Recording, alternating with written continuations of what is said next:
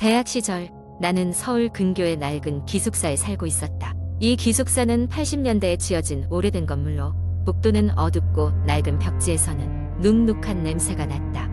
친구들은 이곳에 귀신이 나온다는 소문을 들었지만 나는 그런 이야기를 전혀 믿지 않았다. 그러던 어느 날 밤 늦은 시간까지 과제를 하다 지친 나는 잠시 산책을 하기로 했다.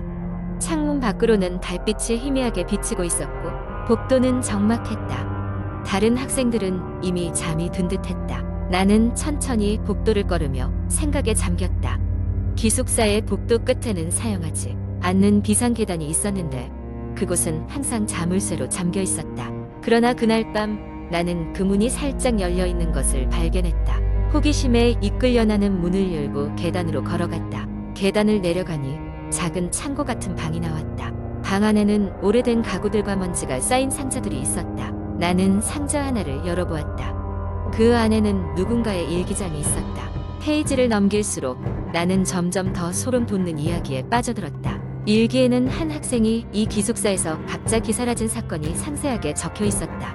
그 학생은 매일 밤 한청에 시달리다가 마지막으로 어느 날 밤 복도를 걷던 중 흔적 없이 사라졌다고 적혀 있었다. 문득 든 뒤에서 싸늘한 바람이 불어왔다. 놀라서 돌아보았지만 아무것도 보이지 않았다. 이상한 기분에 휩싸인 나는 서둘러 그 장소를 빠져나왔다. 방으로 돌아왔지만 마음 한편에서는 찝찝함이 지워지지 않았다. 그날 이후로 나는 기숙사에서 밤마다 이상한 소리를 듣기 시작했다. 누군가 중얼거리는 소리, 발자국 소리, 문을 두드리는 소리들이었다. 몇 주 후 나는 더 이상 그 소리를 무시할 수 없어서 친구들에게 이 일을 털어놓았다. 용기 있는 친구 몇 명이 함께 그 장소를 다시 탐험해 보기로 했다. 그날 밤 우리는 손전등을 들고 그 방으로 향했다. 방에 도착했을 때 가장 먼저 눈에 띈 것은 벽에 새겨진 이상한 기호들이었다. 아무도 그 의미를 이해할 수 없었지만 그것들은 사람의 기분을 불편하게 만드는 위협적인 느낌을 주었다. 갑자기 방 안의 기온이 급격히 떨어지더니 손전등 빛이 깜빡이기 시작했다. 공포에 질린 우리는 황급히 방을 빠져나왔다. 복도로 돌아왔을 때 멀지 않은 곳에서 여성의 흐느끼는 소리가 들렸다. 두려움에 휩싸인 우리는 복도를 뛰어내려갔고 그 후로는 그 방에 다시는 가지 않았다. 졸업할 때까지 나는 그 기숙사에서 벗어나지 못했지만 그 이후로 밤에는 절대로 혼자 돌아다니지 않았다. 시간이 지날수록 소문은 점점 덮어졌고 나중에는 관리사무소에서도 그 계단을 아예 폐쇄해버렸다. 지금은 그 기숙사가 어떻게 되었는지 알 수 없지만 당시의 공포는 내 기억 속에 여전히 생생하다. 이는 단순한 소문일 수도 있지만 그 기숙사에서는 정말로 무언가가 있었다고 믿고 있다. 두 번째 이야기 어느 한적한 시골 마을이 있었습니다. 그곳은 자연이 아름답고 사람들은 모두 친절하지만 오랜 세월 동안 사람들의 입에 오르내리는 기이한 전설이 하나 있었습니다. 마을 주변의 깊은 숲속에는 아무도 가까이 가서는 안 되는 폐가가 있다고 했습니다. 그 집은 100년도 넘은 유서 깊은 저택이지만 한때 부유했던 집안의 사람들이 한자리에서 비극적인 사고로 모두 죽고 난 뒤 그곳에는 귀신들이 산다는 소문이 파다하게 됐죠. 이 마을의 한 도시 출신의 젊은 부부가 이사를 왔습니다. 도심의 복잡함에서 벗어나 조용한 삶을 꿈꾸던 그들이었지만 마을에서 바로 저택 이야기를 듣게 되었습니다. 호기심 많은 부부는 그 이야기를 흥미롭게 들었고 특히 남편은 이런 이야기에 잘 겁을 먹지 않는 성격이었습니다. 오히려 그는 험담처럼 들리는 그 전설을 대의 친구들에게 자랑할 정도였습니다. 어디 귀신이란 게 있을 리 없지. 배드신가? 한 번쯤 가보면 어떨까? 라고 말하곤 했습니다. 결국 부부는 주말에 함께 그 저택을 탐험하기로 결심했습니다. 그들이 숲을 지나 저택에 도착했을 때 하늘은 이미 어둑어둑해져 가는 중이었습니다. 저택은 생각보다 훨씬 컸고 황폐한 외관은 오랫동안 방치된 것처럼 보였습니다. 창문은 깨져 있었고 문은 삐걱거리며 겨우 열렸습니다. 그들이 저택 안으로 들어가자마자 싸늘한 공기가 마치 살며시 어깨를 감싸는 듯한 느낌이 들었습니다. 불길한 느낌이 스며들자 아내는 불안해지기 시작했습니다. 남편은 괜찮다며 그녀를 한심시켰지만 서둘러 그들은 손전등을 비추며 집을 돌아보기 시작했습니다. 거실에는 오래된 가구가 던져져 있었고 벽에는 가족들이 찍은 황금빛 낡은 사진들이 걸려 있었습니다. 그들의 눈은 자연스레 사진으로 향했는데 이것이 가족의 마지막 순간을 포착한 사진이라는 것을 깨닫자 순간 등골이 서늘해졌습니다. 사진 속 사람들은 모두 미소를 짓고 있었지만 그 눈빛은 어디엔가 사이코틱한 느낌이 들었습니다. 몇 개의 방을 더 돌아다니다 그들은 위층으로 올라갔습니다. 그러나 계단을 오르던 중 분명 아무 소리도 나지 않아야 했을 밤에 층계의 어느 일정한 부분을 밟았을 때마다 나직하고 탄식하듯한 여자의 목소리가 들려왔습니다. 도와줘 라는 음성이었습니다. 여차저차하여 그들은 발소리를 내지 않으려고 애쓰며 조금씩 움직이다 드디어 꼭대기층에 닿았습니다. 분위기가 더 싸늘해지자 아내는 공포에 떨며 여기까지만 보고 돌아가자고 부탁했지만 남편은 뭔가 자신을 증명하려는 듯 고집을 피웠습니다. 그곳의 중심에는 커다란 나무로 된 문이 있었고 손잡이를 돌리자 문이 열렸습니다. 그 방 안은 머리카락처럼 얽힌 잡초와 먼지들로 훤히 드러나 있었고 방 한쪽에는 녹색으로 빛나는 미묘한 빛이 눈에 띄었습니다. 그 빛이 반짝이는 방향으로 다가가자 그들은 오래된 책상이 놓여 있는 것을 발견했습니다. 책상 위에는 먼지가 수북하게 쌓여 있었지만 그 밑에서 무엇인가 서늘한 악취를 풍기며 빛을 발하고 있는 오래된 일기장 같은 것이 있었습니다. 무슨 사연이 있을지 모르지만 호기심이 강한 남편은 일기를 폈고 아내는 계속해서 나가자고 재촉했습니다. 일기장을 펼치자마자 갑자기 방 전체에서 불쾌한 기운이 달려오는 것 같았습니다. 첫 페이지에는 그 집안의 비극적인 사건에 대한 이야기가 적혀 있었고 페이지를 넘길수록 점점 더 악몽 같은 현실로 다가왔습니다. 그리고 마지막 페이지에는 뜻밖의 문장이 적혀 있었는데 내 영혼을 풀어줘 라는 것입니다. 그 순간 갑자기 방의 창문이 크게 열리면서 강렬한 바람이 휘몰아쳤습니다. 그곳에 존재하지 않았어야 할 차가운 기운이 이채롭게 느껴졌습니다. 아내는 더 이상 버틸 수 없었고 남편을 끌어당기며 달려나갔습니다.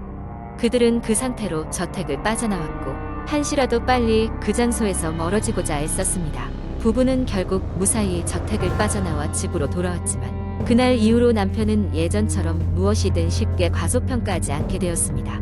그는 늘 그 집을 다녀온 이야기를 계속해서 반복했고 아내는 어느 순간부터 그가 변하게 된 이유가 저택의 어떤 초자연적인 힘 때문이라고 믿게 되었습니다. 이 경험 이후 한 달이 지나도록 그들의 삶에는 아무 이상이 없어 보였지만 그 부부는 늘 이상한 기분을 가지고 살아갔습니다. 저택에서 가져온 그 일기장 때문이었을까요? 그것을 손에 쥐었을 때부터 근처에 먼시더의 목소리가 속삭이고 있는 듯한 망각의 그림자가 그들을 엄습했습니다.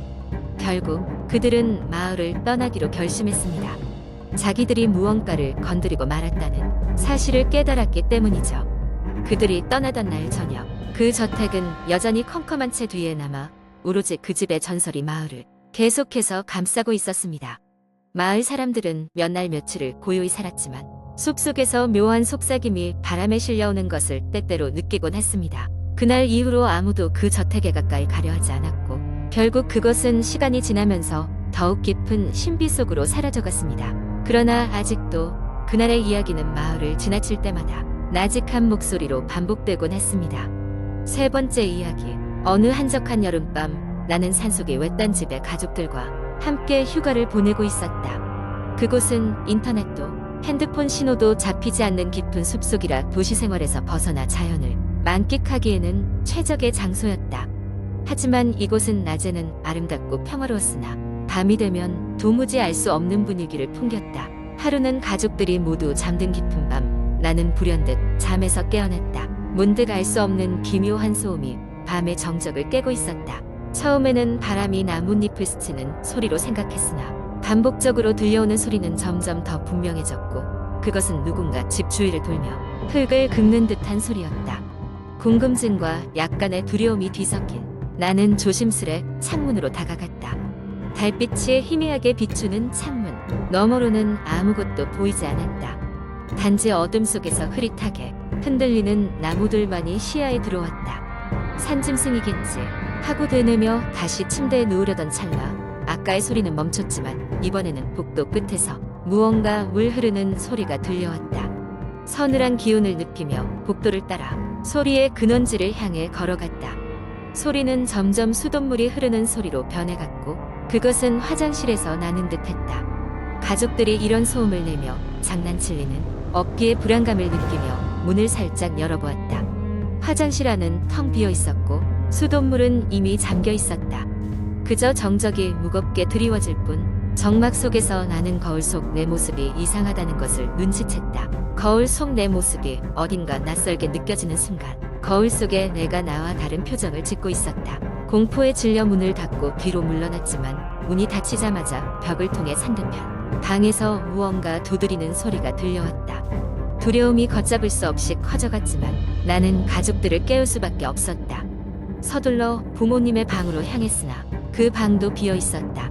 거실에 가득 찬 낯선 공기와 불이 꺼진 방들을 돌아다니다가 나는 문득 내 방 창문 외에도 여러 창문이 열려 있다는 걸 알게 되었다. 그러나 바깥에는 여전히 아무것도 없었다. 깊은 공포에 사로잡혀 문을 모두 잠그고 침대 아래 숨어 있었다. 몇 시간이 지났을까 다시 그 소리가 들렸다. 이번엔 더 가까운 곳에서, 그리고 점점 더 내가 숨은 곳으로 다가오는 듯 했다. 이제 멈추지 않는 그 소리는 계속해서 복도의 어딘가에서 울려 퍼지고 있었다. 어느새 새벽이 밝아오고 있었고 나는 경계를 늦추지 않으려 노력했다. 날이 밝자 가족들은 아무 일도 없었다는 듯 각자의 방에서 나왔다. 모두들 평소와 같은 모습이었지만 나는 밤새 경험한 일들을 누구에게도 얘기할 수 없었다. 집에 돌아와서도 그곳에서의 일들은 머릿속에 깊이 각인되었고 나는 매일 밤 그 기억에 시달리게 되었다. 몇 주 후 그 숲속 집의 소유주가 그곳이 오래전부터 공포 체험으로 유명한 장소였다는 소문을 들려주었다. 과거 그 집에서는 이해할 수 없는 기이한 사건들이 빈번하게 일어났었다고 했다. 그 말을 듣고 나서야 나는 그날 밤의 불가사의한 체험을 조금이나마 받아들일 수 있었다. 하지만 앞으로도 그 숲을 다시 갈 일은 없을 것이다. 오싹한 악몽은 끝날 기미를 보이지 않았으니 말이다.